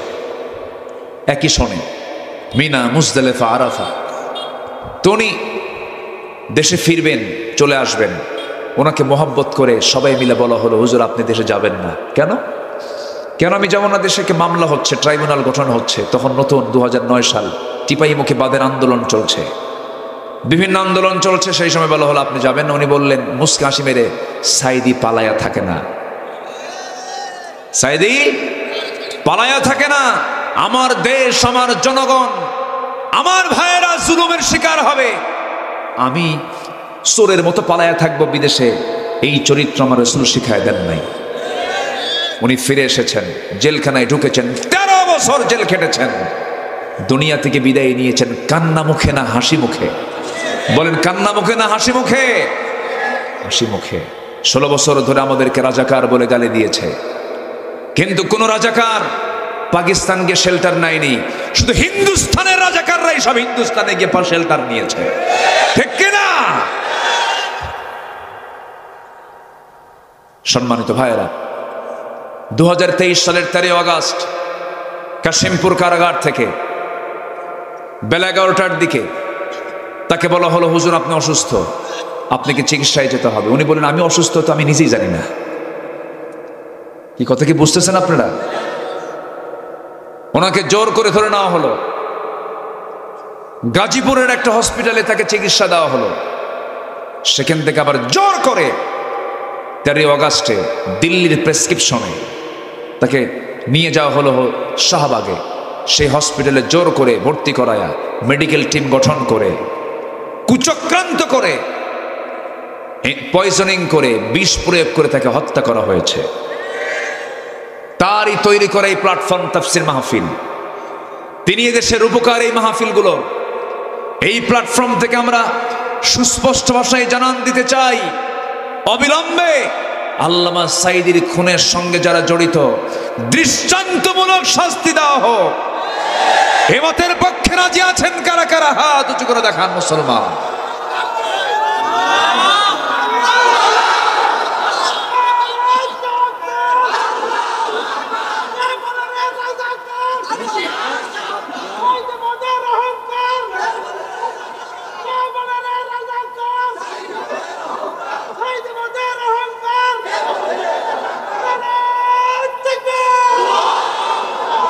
আল্লাহ কবুল করেন জোরে। আমাদেরকে 16 বছর স্লোগান পর্যন্ত দিতে দেয়নি। 18 বছর যাবৎ প্যারেড ময়দানের মাহফিল বন্ধ ছিল, 18 বছর। এবছর শুরু হচ্ছে, আলহামদুলিল্লাহ বলেন। 27 to 31 জানুয়ারি পর্যন্ত, 27, 28, 29, 30, 31, 5 দিন ব্যাপী। আমি প্রথম দিন সেখানকার মেহমান আছি। সিলেট আলিয়া মাদ্রাসা মাঠের মাহফিল চলে গেছে এমসি কলেজ মাঠ, আরো বড় মাঠ। ওই প্রোগ্রামটা আমি প্রথম দিন ছিলাম। পাবনার দারুল আমান ট্রাস্ট আপনাদের নিকটবর্তী এলাকা, এই মাহফিলটাতে আমার 12 বছর হলো যেতে দেয়নি। আল্লামা সাইদি 2010 সালে গ্রেফতার হওয়ার পর 11, 12, 13, 14, 4 বছর আমি মাহফিল করেছি। 14 সালের দিকে পাবনার দই বাজার, নাম শুনছেন তো মনে হয়, পাবনার দই বাজারে মাহফিলকে কেন্দ্র করে আমাকে লক্ষ্য করে গুলি করা হয়েছে, মঞ্চাগুন ধরিয়ে দেওয়া হয়েছে, নিরাপরাধ মানুষগুলোকে জেলখানায় ঢুকে দেওয়া হয়েছে। শেষ পর্যন্ত 3 দিন পর একটা মামলা হয়েছে, সেই মামলার 1 নম্বর আসামি হলো আব্দুল্লাহ আল আমিন। কি কথা কি বুঝতেছেন আপনারা? মারামারি করলো ওরা, গুলি করলো ওরা, মামলা খেলে মামলা। সম্মানিত বন্ধুগণ, এই স্লোগানগুলো দিতে দেয়নি। একটা দেশের স্বাধীনতাকে যদি আপনি টিকিয়ে রাখতে চান, সবার আগে দিতে হবে মানুষকে কথা বলার স্বাধীনতা। ঠিক কিনা বলেন? আল্লাহর নাম, আল্লাহর নাম, আল্লাহর নামে স্লোগান দেওয়ার দরকার আছে না নেই বলেন তো? নারে তাকবীরের স্লোগানকে তারা বলল জঙ্গিবাদের স্লোগান, এটা দেওয়া যাবে না। সম্মানিত বন্ধুগণ, আজকে 5 মাস গত হতে চলছে, অগাস্ট, আজকে কি জানুয়ারি। এই 5 মাসে কোথাও কি জঙ্গি অভিযানের নাম শুনছেন আপনারা? এ তো মাঝে মাঝে শুনতাম আমরা। জঙ্গি অভিযানে বের হয়েছে, ক্রস ফায়ার দিয়া কিছু জঙ্গিকে আটক করে ধরে আনা হয়েছে। এই নাটক কিন্তু 16 বছর দেখেছি। এই 5 মাসে কিন্তু একটা জঙ্গি অভিযান নাই। মানে যিনি নাট্যকার তিনি দেশেই নাই, তিনি দিল্লিতে গিয়ে বসে আছেন। কি কথা ক্লিয়ার? আসেন দোয়া করি, আলোচনা চালাবো, জোরে বলি ইনশাআল্লাহ। অতএব যে যে দলই করেন সবার কাছে আমার আহ্বান, দল যেটা করেন আমি শুধু এতটুকু বলবো, যে দলের নামের সাথে ইসলাম নাই সেই দল করা হারাম। ঠিক কিনা? যে দলের নামের সাথে ইসলাম নাই, চিন্তা করুন কত বড় মানে ধোঁকাবাজ। বিগত সরকারের আমলে ওই নেত্রী বলেছিলেন যে আমরা যদি আগামী নির্বাচনে ক্ষমতায় আসতে পারি, মদিনার সনদে দেশ চালাবো। কিসের সনদে? মদিনার সনদে। দলটা কি ইসলামী? তাহলে ইসলামী দল না, সে কইলে কি কিসের সনদে দেশ চালাবে? তাহলে মদিনার সনদে দেশ চালালে কি নেত্রী কি নেতা হতে পারে? কি মহিলা কি নেতা হতে পারে? সে নিজেই তা আউট হয়ে যায়। কত বড় ধোঁকাবাজি! মদিনার সনদে দেশ চালায় না, কিন্তু মোদির সনদে দেশ চালাইছে। কিসের সনদে? মোদির সনদে। শুধু নয় কেন না, বাদ গেছে। কি ঠিক আছে না? হ্যাঁ, মোদি ঠিক আছে। সম্মানিত ভাইয়েরা, কষ্ট পাচ্ছেন না তো? দল করব কার? আসতে বল, দল করব কার? আচ্ছা, আমার রবকে, আমার আইনদাতাকে, আমার নেতা মুহাম্মদ সাল্লাল্লাহু, আমার দলের নাম ইসলাম। আমার দলের নাম কি? আমার সংবিধানের নাম হলো কোরআন। আল্লাহ আমার রব, রসুল আমার লিডার, কোরআন আমার সংবিধান, রসুল আমার নেতা, ইসলাম আমার হচ্ছে দলের নাম। এর বাইরে, এর ভিতরে আর কোনো কথা ঢুকানো যাবে না। এই যে 2-1 যে ওঠে, কি সমস্যা কি? হ্যাঁ, বসেন। কেউ তো উঠলেন নাই পর্যন্ত, 1জন লোক ওঠেন না, আবার এখন ওঠা শুরু করলেন কেন? বসেন। কত সময় এদিক সেদিক চলে যায়, একটু বসেন। কয় কাজে লস নাই?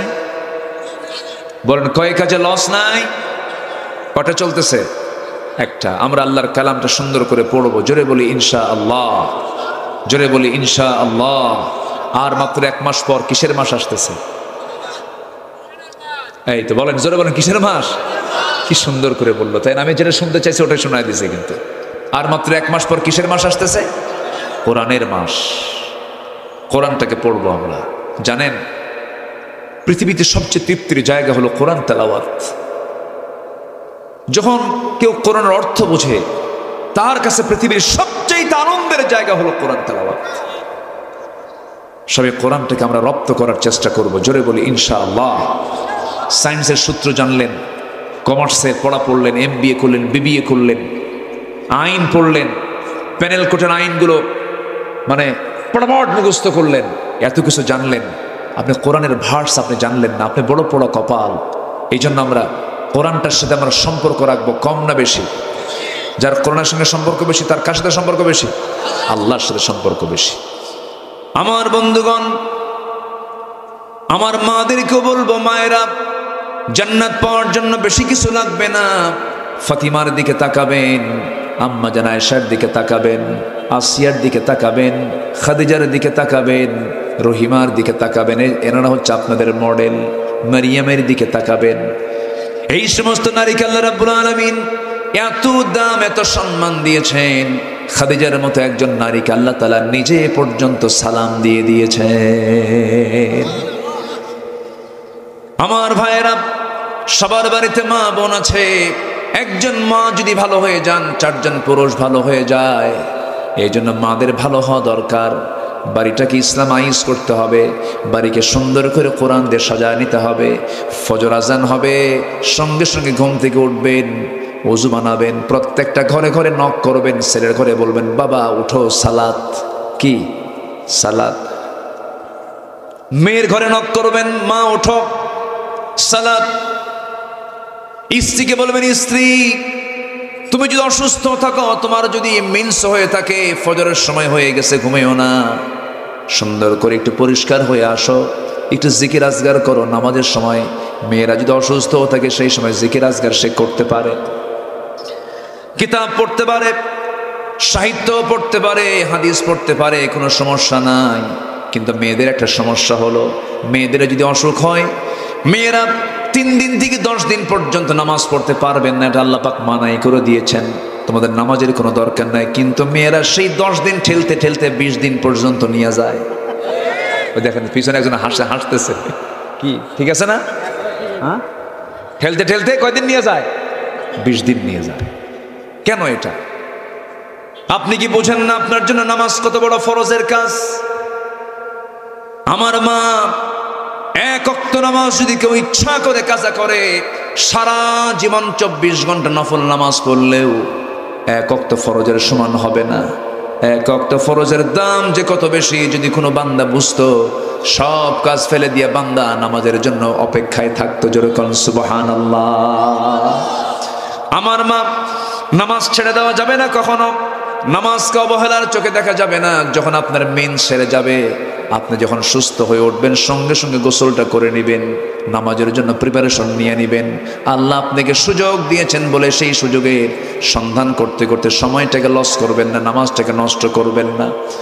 আমার মায়েরা, খাদিজাকে ফলো করবেন, ফাতিমাকে ফলো করবেন। নবীজি তার 2টা মেয়েকে বিয়ে দিয়েছেন। একটা মেয়েকে বিয়ে দিয়েছেন বড় ধনীর সাথে, আরেকটা মেয়েকে বিয়ে দিয়েছেন বড় গরিবের সাথে। কিন্তু কোনো মেয়েকে নবীর কাছে এসে কোনোদিন অভিযোগ দিয়েছে নাকি কে আব্বা ওই জামাই আপনার ধনী, আপনি আমার গরিব জামাইয়ের সঙ্গে বিয়ে দিলেন কেন? এরকম কথা কোনোদিন বলেন নাই। বরঞ্চ নবীজির 4টা মেয়ের মধ্যে সবচেয়ে ছোট মেয়েটাকে রাসূল সবচেয়ে বেশি পছন্দ করতেন। আদরের দুলালি ফাতিমা, আমার রাসূল তাকে খুব মহব্বত করতেন। সেই মেয়ে ফাতিমাকে বিয়ে দিয়েছেন ধনী ঘরে না গরিব ঘরে? বলেন, ধনী ঘরে না গরিব ঘরে? গরিব ঘরে বিয়ে দিয়েছেন মা। গরিবের ঘর হয়তো পেয়েছেন অনেকে, চুল পরিমাণ মনক্ষুণ্ণ হবেন না, চুল পরিমাণ স্বামীকে খোঁটা দিবেন না, স্বামীকে গালমন্দ করবেন না। যখন বিয়ে দেওয়া হলো, রাসূল যখন বিয়ে দিবেন, ধনী ধনী পরিবারের সাহাবীরা এসে রাসূলকে প্রস্তাব করছেন। রাসূল বললেন না, আমি তোমাদের কাউকে পছন্দ করি না, আমি যাকে পছন্দ করি যে সে তো আমার সামনে এখন আসে নাই। সবার শেষে সাইয়েদনা আলী নবীর সামনে এসে দাঁড়ালেন। রাসূল বলছেন, আলী তুমি কিছু বলবা নাকি? কি যে বলবো নিজেও জানি না। তুমি কি আমার মেয়েকে বিয়ে করবা নাকি? হুজুর দিলে করা যায়। রাসূল বলছেন, কিছু আছে নাকি? হুজুর কিচ্ছু তো নাই, ঘর নাই, বাড়ি নেই, আর কিচ্ছু থাকবে? কি থাকবে তোমার কাছে? কি আছে? এই যে তরবারি, এই যে ঢাল। রাসূল বললেন, তরবারি যুদ্ধে লাগবে, কিন্তু ঢাল ছাড়াও যুদ্ধ করা যায়। ঢালটা বিক্রি করে আসো, এই ঢাল বেচার টাকাই হবে আমার মেয়ের বিয়ের মহরানা। আল্লাহু আকবার বলেন। সামান্য কিছু মহরানা দিয়ে বিয়ের ব্যবস্থা রাসূল করেছেন। আর এখনকার মেয়ের বাপরা ছায়া থাকে 20 লাখ টাকা মহরানা ধার্য করিয়া। ডাকাত, ডাকাত কি ডাকাতি তো এটা। এটা কেন করবেন আপনি? ছেলের যে সামর্থ্য থাকবে সেটা সে করবে। যুবকরা তোমার একটু আওয়াজ দাও না কেন? তোমার পক্ষে এত কই, কিছু কও না তুমি।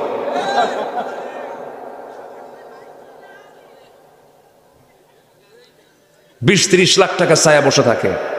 ছেলের যা সামর্থ্য হবে তাই সে দেবে, ঠিক কিনা বলেন? কেন করে জানেন? মেয়ের বাপরা কেন করে জানেন? যদি তালাক হয়, দেখেন বিয়ে হয় নাই, ওর নিয়ত দেখেন। আমার নবীজি সামান্য মোহরনা ধার্যের জন্য পাঠায় দিলেন, যাও ঢাল বেচে আসো। ঢাল বিক্রি করার জন্য চলে গেছেন, ঢাল বিক্রি করতে বসেছেন। সাইয়েদনা ওসমান নবীজির বড় জামাইয়ের সামনে দাঁড়ানো, বলছেন, আলী, সাজে সকালে তুমি বাজারে কেন? ঢাল বিক্রি করার জন্য আসছি। তুমি যোদ্ধা মানুষ, তোমার কি ঢাল বিক্রি মানায় নাকি? কি সমস্যায় পড়েছে বলো? বিয়ে ঠিক হয়েছে কার সাথে? আপনার শালীর সাথে। কি কথা বলছেন নাই? আপনার শালীর সাথে। এলাকায় কি কয়? শালী কয় না হালি কয়? আচ্ছা ঠিক আছে, হ্যাঁ। ও হালি কয় নোয়াখালী। জি জি। বইয়ের ছোট বোন, বইয়ের ছোট বোনকে এক একটা জায়গায় শালিকা, এটাই তো বইয়ের ভাষা। জি। আবার মন খারাপ করবেন না, আমার মায়েরা হয়তো শুনতেছেন যে হুজুর আপনি এরকম করে কন। আচ্ছা না, একটু বোঝানোর জন্য বলতেছি। তামান নবীজি বড় জামাই বললেন, বিয়ে ঠিক হয়েছে? হ্যাঁ। আচ্ছা ঠিক আছে, ঢালটা দাও। নিলেন, টাকাও দিলেন। কয়েক হাত যেতে না যেতে পিছন থেকে ডাক দিয়ে বলতেছে, আলী, বীরের হাতে কি ঢাল না থাকলে মানায়? তোমাকে আগাম এটা গিফট করলাম, যাও।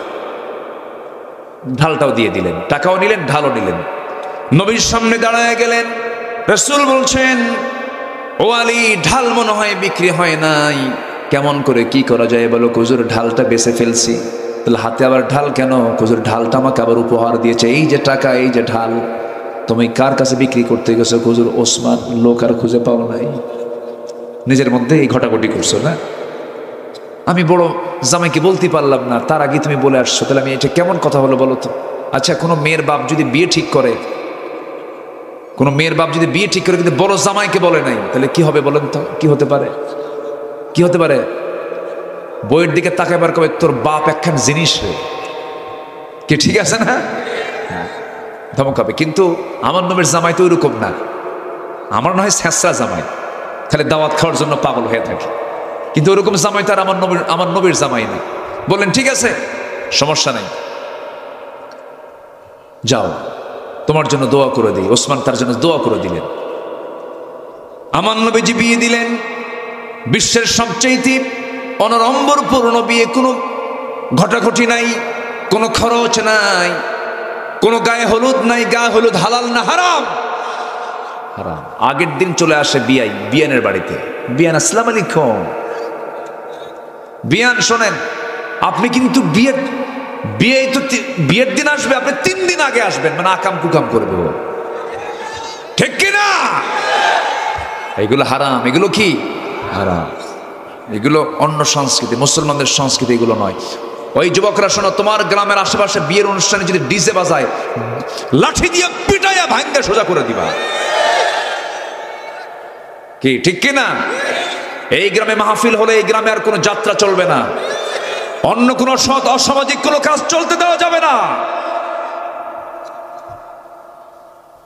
কি আমি কি বিপদে ফেলে দিলাম নাকি? যুবকরা, ভালো আছে যেখানে, মন্দ থাকা যাবে না। আমার নবীজি বিয়েটা দিয়ে বললেন, মা চলে যাও, স্বামীর ঘরে যাও। এখন থেকে বাবার ঘরের চাইতে স্বামীর ঘর শ্রেষ্ঠ। সুবহানাল্লাহ বলবেন না? যাও, সংসার করে খাও। কিন্তু আমার মেয়ে শোনো, এই যে বিয়ে দিলাম, স্বামীর ঘরে চলে যাচ্ছ, স্বামী তোমাকে আমি এমন স্বামী দেই নাই যে স্বামীটা তোমার জন্য খারাপ হবে। আমি জানি আমার আলী কেমন। এই যে বিয়ে দিলাম, মৃত্যুর দিন পর্যন্ত স্বামীর বিরুদ্ধে একটা নালিশ যেন আমার কানে না আসে। আর আজকের মেয়ের বাপরা বিয়ে দিয়ে বলে, মা যা, মোবাইল নিয়ে থাকবি, যদি কোনো কিছু হয় শুধু খবর দিবি, খাইয়া ফালাম। কি আছে না নাই বলেন তো? অশান্তি, এগুলো করা যাবে না। স্বামী স্ত্রী বন্ধনটা হলো জান্নাতি বন্ধন। এই জায়গায় অন্য কেউ ঢুকলি কি শান্তি না অশান্তি? স্বামী স্ত্রীর ঝুট ঝামেলা মিটাবে কয়জন? 2 জন। বলেন কয়জন?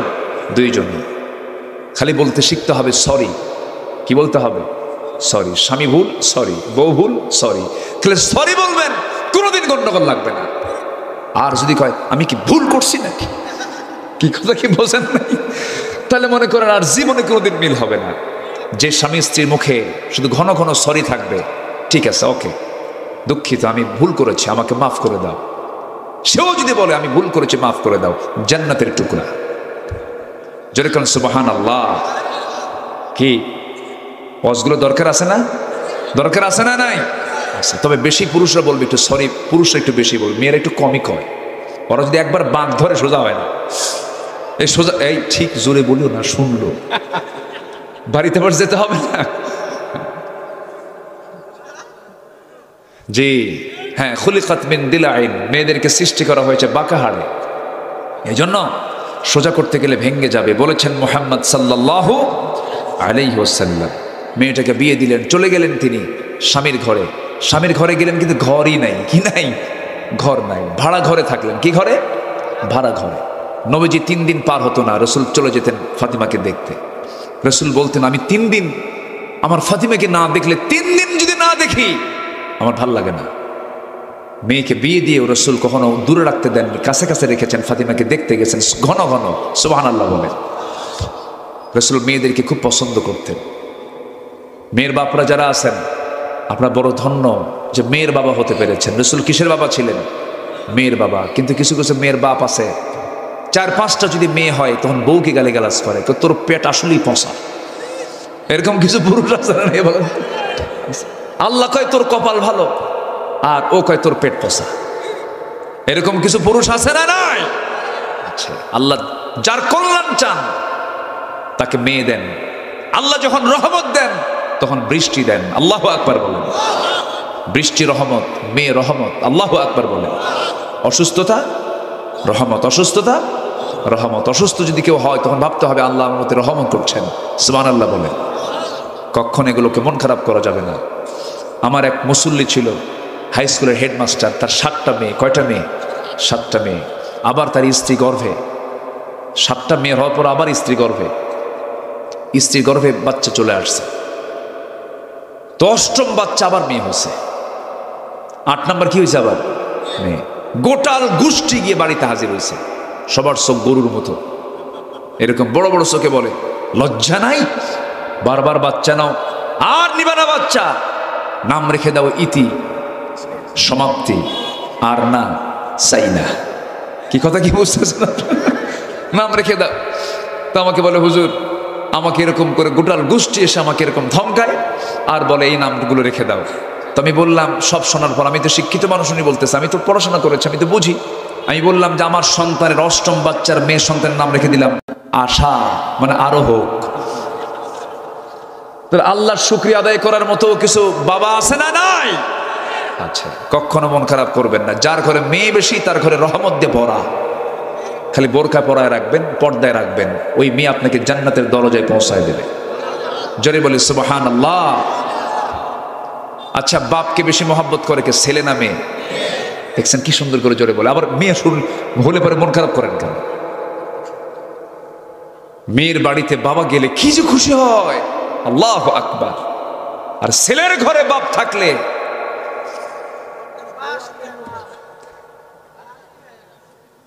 কি জায়গা মতো দিলাম, কিন্তু কি ঠিক কি না? খুব সমস্যা। এই ছেলেরা বাবার সঙ্গে এগুলো করা যাবে না, মার সঙ্গে এগুলো করা যাবে না। এই নাটোরে কোথায় যেন একটা মাহফিল, গুরুদাসপুর মনে হয়, গত বছর একটা চিঠি আমাকে দিল এক মহিলা, 72 বছর বয়স। বলে, হুজুর আমার বয়স 72 বছর, আমার 3টা মেয়ে, 3টা ছেলে, একটা মেয়ে। মেয়েকে বিয়ে দিয়েছি, আর 3টা ছেলে আমার বিয়ে করেছে। ওদের ঘর আমার ঘরের সঙ্গে লাগানো। 3টা ছেলের ঘর থেকে রান্না বান্না হয়, সে রান্নার গন্ধ এসে আমার কানে, নাকে ধাক্কা লাগে। এই বুড়ো বয়স আমি একা রান্না করি। হুজুর একটু দোয়া করবেন, আল্লাহ যেন আমার ছেলেদের হৃদয়টা নরম করে দেয়। দুঃখ, বুড়া বয়সে মার কপালে আবার রান্না করতে হয়। এরকম অসংখ্য পরিবার মনে হয় নাই? আসতে বলবেন না, আছে না? নাই।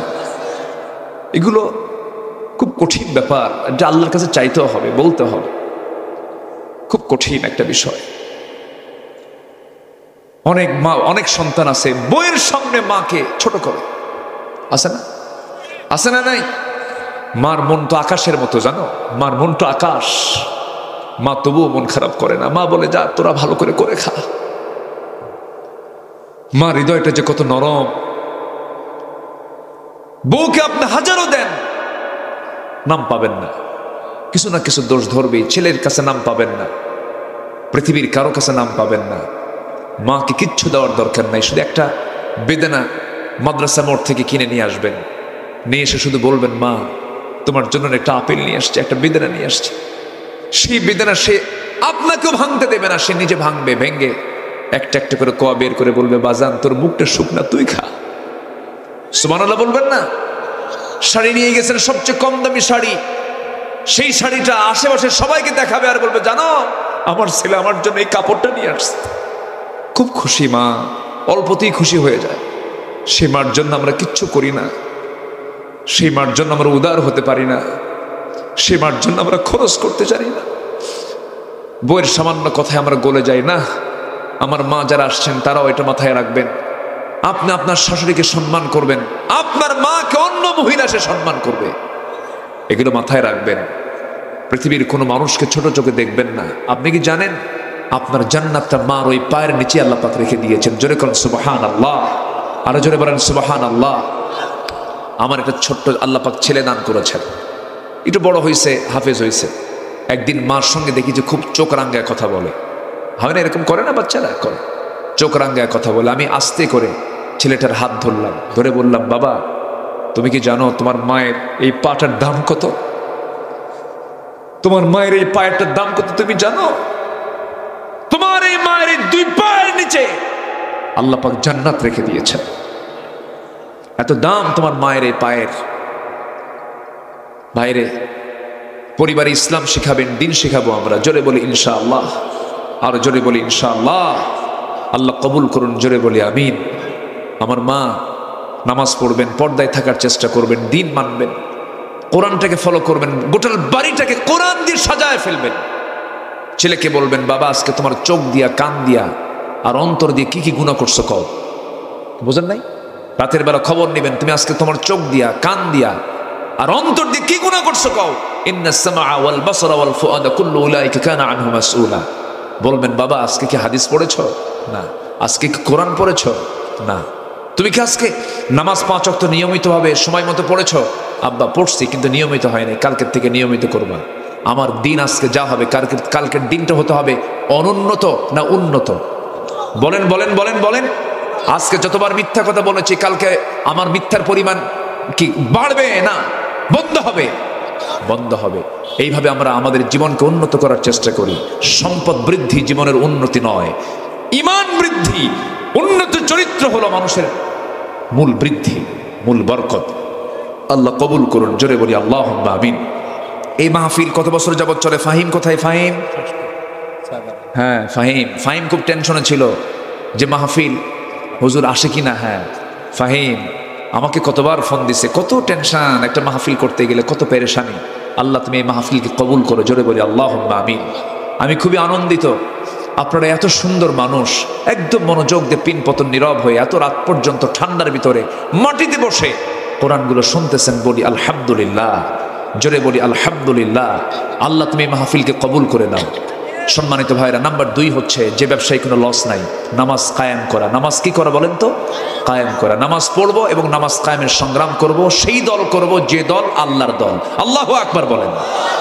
যারা বিড়ি খায়, গাঁজা খায়, তোমার হাতে নেশা তুলে দেয়, তোমাকে চাঁদাবাজির জন্য তোমাকে পাঠায় দেয়, ওই সমস্ত নেতৃত্বের মুখে আমরা জুতা মারি, থুতু মারি, যাব না সেই দিকে। নামাজ কায়েমের সংগ্রাম করব, জোরে বলি ইনশাআল্লাহ।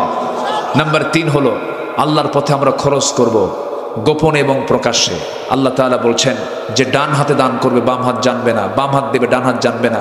আমি আল্লাহ তাআলা নিজে থেকে আরশ আজিমের মেহমান বানাবো, আরশ আজিমের ছায়া আমি তাকে জায়গা করে দেব। আসুন না আমরা এই 3টা আমল করি। 1 নম্বর হচ্ছে তেলাওয়াত করব কার কালাম? নামাজ বাদ দিয়া, নামাজ সহ, জোরে বলি ইনশাআল্লাহ। নাম্বার 2 হলো নামাজ কায়েম করব, জোরে বলি ইনশাআল্লাহ। নাম্বার 3 হলো খরচ করব কার পথে? কার পথে? এই 3টা কাজ আমরা করব। ইয়ারজুনা তিজারাতাল লান তাবুর, তার ব্যবসায় কোনো লস নাই। জোরে কোন সুবহানাল্লাহ। যে যেখানে আছেন কেউ যাবেন না, একটু নামাজের মতো করে বসি, নামাজের মতো করে বসি, তাশাহুদের সূরাতে বসে যাই। জি, আমরা আল্লাহর কাছে চাবো আল্লাহ যেন আমাদের গুনাহগুলোকে মাফ করে দেন। জোরে বলি আল্লাহুম্মা আমিন। মঞ্চের পেছনে কবরস্থান আছে।